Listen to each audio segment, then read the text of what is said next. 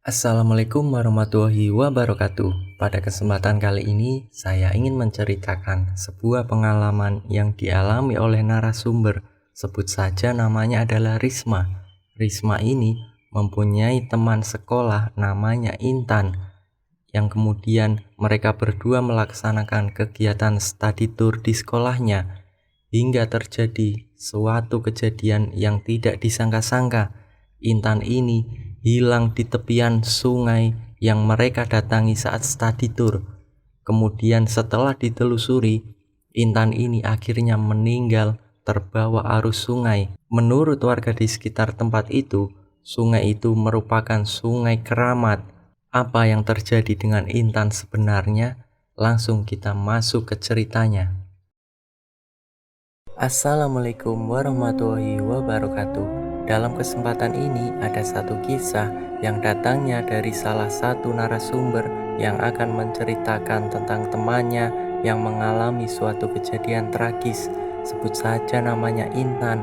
Intan ini termasuk gadis yang dikenal sebagai seorang yang berprestasi di bidang pelajaran, termasuk juga dalam kegiatan ekstrakurikuler. Tapi Intan itu bukanlah orang yang berada. Dia orang yang sangat sederhana, yang membuat orang-orang yang di sekolahnya itu merasa tersaingi dengan kepintarannya. Karena mereka yang les, mereka yang punya uang lebih itu merasa tersaingi oleh Intan. Intan dan narasumber sebut saja namanya Risma. Risma ini teman sebangku Intan di sekolah yang memang sedari kecil sampai dia SMA selalu bebarengan. Risma yang melihat tingkah laku dari teman-temannya yang berasal dari orang berada, mereka selalu mengejek dan menghina Intan. Intan itu selalu membantu ibunya berjualan, dan itu pun dilakukan di saat dia sekolah maupun di luar sekolah, yang membuat teman-temannya Intan selalu menghina keadaan Intan. Suatu ketika, yang namanya sekolah pasti mengadakan study tour ke salah satu tempat wisata yang memang secara biaya untuk mengikuti acara study tour ini terasa berat untuk Intan. Tetapi mungkin bagi orang-orang lain atau teman-temannya terbilang ringan, tapi tidak bagi Intan. Dia harus mengumpulkan uang dari hasil jualan orang tuanya. Dalam usahanya, dia ingin mengikuti study tour karena Intan memang sedari kecil yang namanya tempat wisata rekreasi itu benar-benar tidak pernah mengunjunginya. Teman-teman yang lainnya yang sudah terbiasa ke tempat wisata tapi tidak dengan Intan. Intan ini benar-benar sosok gadis yang fokus terhadap sekolahnya dan membantu orang tuanya. Jangankan untuk berwisata, untuk menyambung hidup saja sudah pas-pasan. Jadi dia itu tidak pernah yang namanya mengikuti study tour. Nah, ini waktu di SMA, Intan ini benar-benar ingin mengikuti acara study tour untuk dirinya. Intan menceritakan kejadian itu ke Risma. Bagaimana Ris? Saya ingin sekali ikut acara seperti itu. Seumur-umur saya belum pernah yang namanya ke tempat wisata. Apalagi orang-orang bilang kalau di sana itu kayak gini, menyenangkan, ada di pantai, ada di candi, ada ini, ada itu, kayaknya seneng. Itu cerita yang saya dengar dari orang-orang yang pernah pergi berlibur. Nah, itu yang membuat saya itu benar-benar ingin sekali mengikuti acara tersebut. Risma yang sebagai teman akrabnya Intan yang tahu sekali bagaimana kehidupan Intan, Risma hanya bisa mengelus dada karena Risma sendiri bukan orang yang mampu, bukan orang yang berada, tapi dia tergolong orang yang menengah antara bisa dan tidak. Tapi melihat apa yang dikerjakan orang tuanya, tergolong orang yang sanggup untuk menyekolahkan Risma sampai ke jenjang lebih tinggi lagi, tapi tidak dengan Intan. Sekali lagi, Intan yang hendak mengikuti acara study tour dengan waktu yang ditentukan untuk pembayaran acara tersebut pun semakin dekat. Sementara uang yang terkumpul itu belum cukup untuk melunasi pembayaran acara tersebut. Dia mau bilang ke orang tuanya, tapi dia tahu sekali sebagai anak pertama dan mempunyai adik yang harus ditanggung oleh kedua orang tuanya, dan tak mungkin mengucapkan apa keinginannya kepada orang tuanya. Ada satu waktu saat dirinya berjualan setelah pulang sekolah. Tanpa disengaja, Intan melihat ada uang yang jatuh berceceran dengan nominalnya ada yang 20.000, ada yang 50.000. Uang itu seakan-akan berhamburan. Waktu itu Intan antara mau mengambil dan tidak. Dia bingung lihat kanan kiri, sampai beberapa kali tidak ada orang yang mengambil uang yang jatuh itu. Akhirnya Intan ini memberanikan diri untuk mengambil uang itu. Setelah diambil semuanya, dihitung, dan jumlahnya itu ternyata cukup untuk dia bayar iuran study tour, tidak lebih dan tidak kurang. Dari jumlah yang dia temukan itu benar-benar pas-pasan. Nah, setelah iuran study tour itu terlunasi oleh Intan, sepulang sekolah Intan meminta Risma untuk memintakan izin ke orang tuanya agar Intan diperbolehkan mengikuti study tour. Mereka berangkat ke rumahnya Intan, dan sesampainya di rumah Intan, Risma bertemu dengan orang tuanya Intan yang waktu itu sedang mempersiapkan dagangannya. "Bu, ini ada kabar bagus untuk Intan." Seketika dagangan yang dipegang oleh orang tuanya itu diletakkan kembali di tanah. Orang tuanya Intan duduk mendengarkan kabar yang disampaikan oleh Risma. Risma menceritakan tentang Intan yang kepingin mengikuti acara study tour di sekolahan. Orang tuanya Intan berujar, "Intan mau bayar pakai apa, Nak Risma? Kan kamu tahu ibu kayak gini. Sementara kebutuhan untuk adik-adiknya juga masih banyak." Intan itu sudah melunasi iuran untuk berangkat study tour, Bu. Ibunya Intan yang mendengar itu sempat kaget. "Dapat dari mana uang sebanyak itu?" tanya ibunya Intan. Intan menceritakan sama ibunya, "Bu, mohon maaf, tempo hari saat Intan membawa dagangan ibu berjualan keliling, ketika lewat di jalan raya, Intan melihat uang yang jatuh berceceran. Tapi Intan sempat melihat menengok kanan kiri sampai beberapa menit menunggu barangkali ada orang yang datang karena merasa kehilangan uang, namun tidak ada yang datang, dan Intan pun sempat duduk sampai setengah jam di tempat itu. Ya karena berharap ada yang datang untuk mengambil uang itu, tapi sampai setengah jam tidak ada orang yang datang. Sampai akhirnya uang itu saya bawa untuk melunasi iuran study tour." Intan itu kepingin sekali berwisata, bertemu dan bergabung dengan yang lainnya, bukan hanya mendengarkan cerita dari orang-orang. Ketika Intan ngomong seperti itu, ingin sekali keinginannya itu benar-benar terwujud. "Ibu sebenarnya itu masih berat hati melepaskan kamu. Bukannya ibu ndak mau kamu mengikuti study tour, tapi asal kamu tahu, study tour atau wisata liburan itu untuk orang-orang yang mampu, bukan untuk orang-orang seperti kita. Kita harus sadar diri." Nah, Intan ini mendengarkan apa yang disampaikan ibunya, duduk dengan termenung sembari meratapi apa yang disampaikan orang tuanya. "Iya, Intan sadar diri, Bu. Makanya sampai sekarang Intan tidak pernah kemana-mana. Intan sadar diri siapa kita.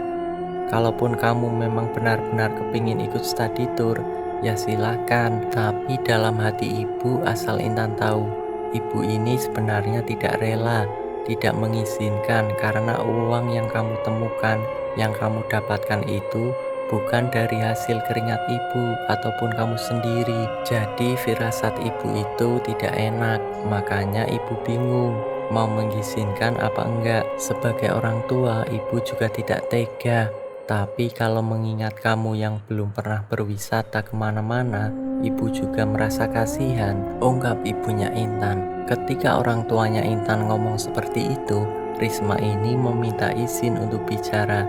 "Mohon maaf ya Bu, Ibu jangan khawatir Intan gak berangkat sendiri. Ada Risma, ada teman-temannya Risma yang satu kelas, dan juga ada guru-gurunya Risma. Jadi Risma jamin tidak ada apa-apa sama Intan. Intan itu orangnya pintar, orangnya baik.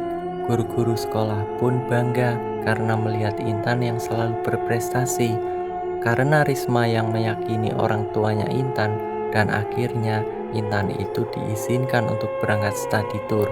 walaupun secara hati, secara lahir batin orang tuanya itu belum mengizinkan Intan sepenuhnya.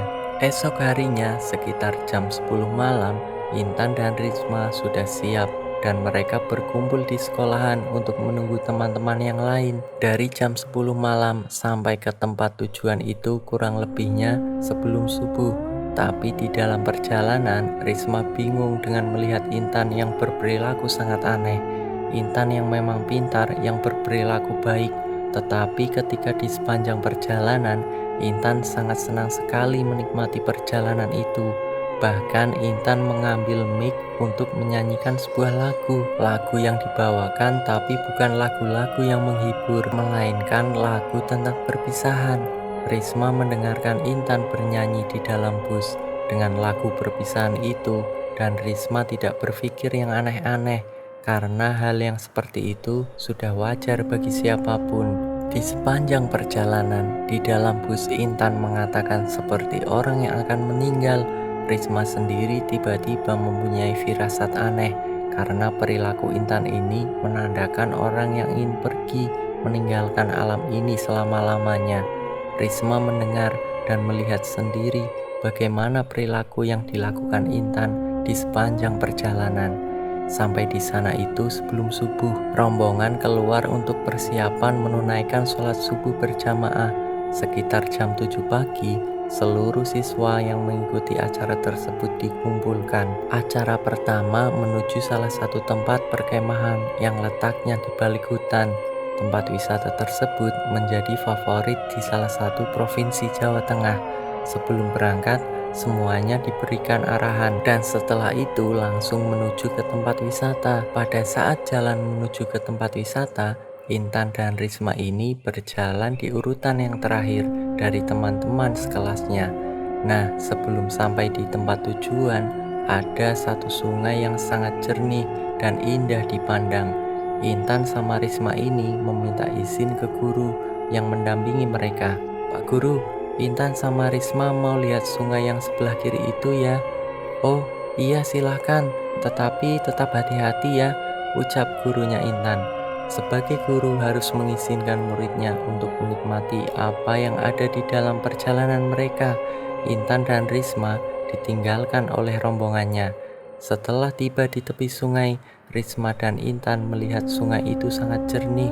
Mereka duduk di tepian sungai yang terdapat batu-batu besar.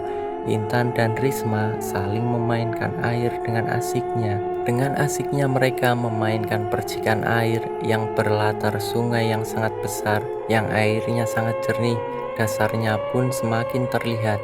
Namun ada satu kejadian yang membuat Risma itu bangun dari duduknya. Tiba-tiba ada suara gemuruh yang membuat Risma spontan terbangun dari duduknya. Suara gemuruh seperti air yang datang dari atas, dan tak berselang lama air sungai yang tadinya bersih jernih sekarang menjadi air sungai yang sangat keruh. Risma yang sudah menjauh dari tepian sungai, tapi lain halnya dengan Intan. Intan masih asik memainkan air sungai, dan tanpa disadari oleh Intan, air bah itu datang dan membuat Risma spontan menarik Intan karena khawatir Intan terseret oleh air bah dari atas gunung. Tapi yang dilakukan Risma tidak membuat Intan itu tertarik dari tepian sungai. Justru air bah itu menghantam Intan sampai Intan terbawa oleh arus sungai.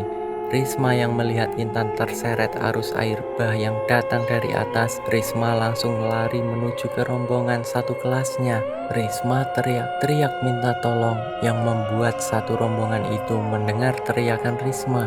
Mereka menoleh ke belakang melihat Risma yang lari dengan nafas yang memburu. "Ada apa? Ada apa? Kamu kenapa, Risma?" Itu Pak. Itu Intan Pak." "Kenapa Intan? Coba tenang dulu, tarik nafasmu lalu buang, bicara pelan-pelan." "Itu Pak Intan, tolong Pak, tolong Intan terseret arus sungai Pak. Kamu kalau ngomong itu yang benar, jangan sembarangan." "Iya Pak benar, saya nggak bohong." Dan secara spontan saja satu rombongan satu kelasnya Risma yang diikuti wali kelasnya ini langsung menuju ke sungai yang tadi mereka lewati. Setelah tiba di sungai, seluruh siswa ini sempat kebingungan karena apa yang disampaikan Risma ini tidak seperti yang mereka lihat. Maksudnya kamu terseret gimana, Ris? Kalian semua lihat, air sungai di sini tuh airnya jernih. Bahkan kedalamannya pun bisa diukur tidak sedalam orang dewasa. Tadi ada air bah turun dari gunung, Pak, ucap Risma kepada gurunya. Kalaupun ada air dari gunung, pasti pihak yang bertugas di hutan di area sini pasti mengatakan akan adanya bencana yang akan tiba. Semua rombongan pun sempat kebingungan karena apa yang mereka lihat, airnya sangat jernih. Risma yang sudah sangat kelimpungan, bagaimana air yang tadi sangat keruh tiba-tiba menjadi jernih, seakan-akan tidak terjadi apa-apa, tidak seperti tadi ketika air itu menghantam tubuh Intan. Acara study tour akhirnya dibubarkan karena ada salah satu siswa atau anak didiknya yang menghilang dan tidak tahu keberadaannya. Mereka dipulangkan sampai ke sekolahan. Sementara Risma, guru walinya, dan beberapa guru yang lain masih tinggal di tempat Intan itu hilang. Intan terhanyut oleh sungai itu. Risma dengan kekehnya berujar ke guru walinya. Mereka sampai ketemu dengan warga sekitar yang menceritakan betapa angkernya sungai itu yang sering menelan orang-orang baru yang bermain di tepi sungai tersebut, yang tanpa disadari itu terjadi oleh mereka semua. Dari cerita warga dan juga warga yang sudah membantu mencari tahu keberadaan Intan di sepanjang bantaran sungai yang besar yang letaknya di tengah hutan, Intan tidak ditemukan sampai 2 kali 24 jam. Hampir 2 hari sampai akhirnya pihak dari sekolah meminta bantuan kepada pihak-pihak yang berwajib dan juga Basarnas untuk mencari tahu keberadaan Intan. Tapi semenjak Basarnas dan juga warga yang membantu mencari tahu tentang Intan yang terhanyut di sungai itu, pihak sekolah akhirnya memutuskan untuk pulang sembari menitipkan nomor telepon sekolahnya agar nanti kalau Intan sudah ditemukan bisa langsung menghubungi pihak sekolah. Dalam kurun waktu 1 minggu bahkan setengah bulan lewat, Basarnas ini tidak mengabarkan tentang informasi keberadaan Intan sampai akhirnya pihak berwajib dan Basarnas menyerah tidak melanjutkan pencarian terhadap hilangnya Intan. Sementara Risma, sewaktu dia pulang dengan guru wali, dia ingin mengabarkan ke orang tuanya Intan, tapi antara berani dan tidak. Karena 2 hari setelah teman-temannya Risma dan Intan ini semuanya sudah sampai dulu, Risma ingin mengabarkan ke orang tuanya Intan, namun ada rasa takut. Tetapi jika tidak diberitahu tentang keadaan Intan yang sebenarnya, Risma takut akan terjadi apa-apa. Lagian juga tidak baik menyembunyikan apa yang seharusnya mereka tahu. Risma dengan memberanikan diri datang ke tempat tinggalnya Intan. Dengan terbata-bata, Risma menyampaikan berita duka ke orang tuanya Intan yang membuat orang tuanya Intan itu sampai jatuh pingsan. Sampai seluruh tetangga, termasuk suaminya yang bekerja dipanggil. Mereka semua kerepotan dan kebingungan karena pingsannya orang tuanya Intan. Sesekali dia sadar, namun mengingat Intan hilang, dia pingsan lagi, dia pingsan lagi.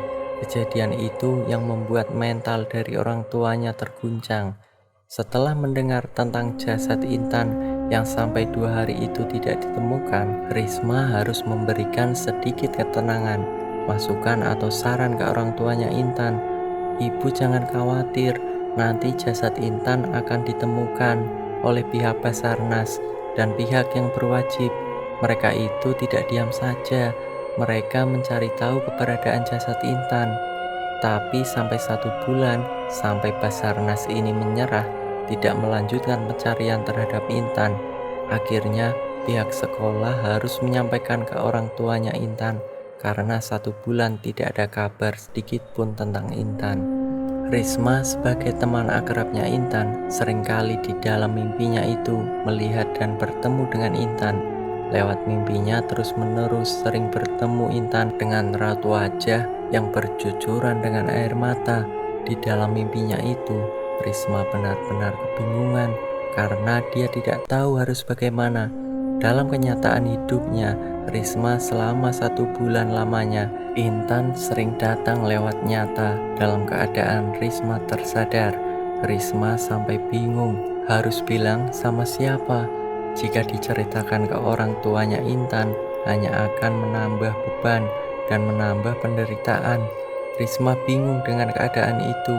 Risma harus memberanikan diri cerita ke orang tuanya karena Risma waktu itu mungkin merasa paling bersalah. Orang tuanya Risma ini menyarankan ke anaknya untuk mencari tahu lewat seorang praktisi atau orang-orang yang benar mengetahui alam lain. Barangkali Intan yang menghilang sampai hampir 1 bulan itu dibawa atau masuk ke alam lain. Risma yang mendengar masukan dan saran dari orang tuanya langsung mencari tahu informasi tentang orang yang benar-benar bisa mencari tahu keberadaan Intan yang hanyut di sungai itu. Dan Risma pun dibantu orang tuanya untuk mencari seorang praktisi. Setelah ketemu dengan praktisi, Risma menceritakan tentang Intan dan juga memberikan identitas lengkap tentang Intan. Tujuannya agar praktisi itu mudah mencari tahu di mana keberadaan Intan.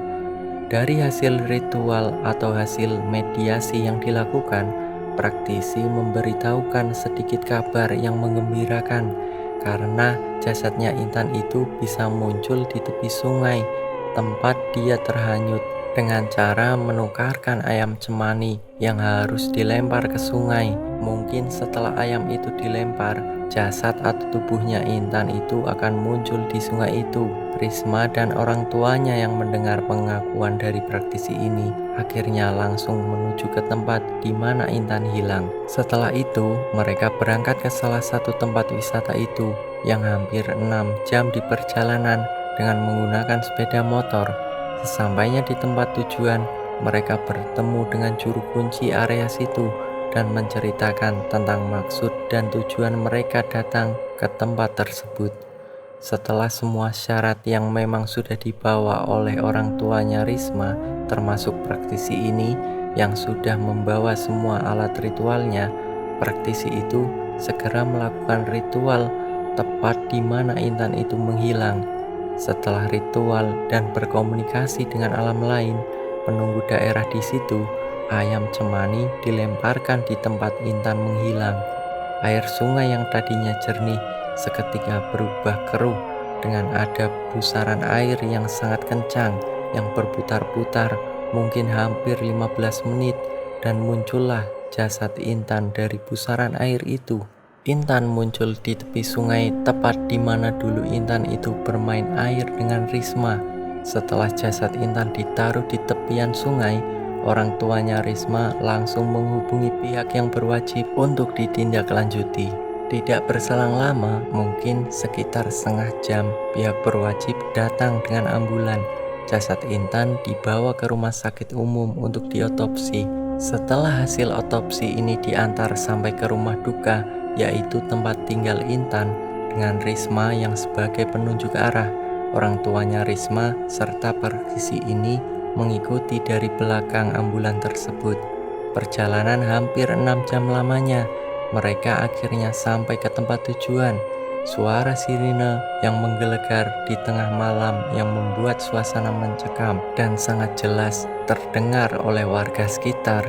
Mobil ambulan dan juga mobil dari pihak kepolisian ini datang membuat tetangga terbangun dari tidurnya karena datangnya itu tengah malam.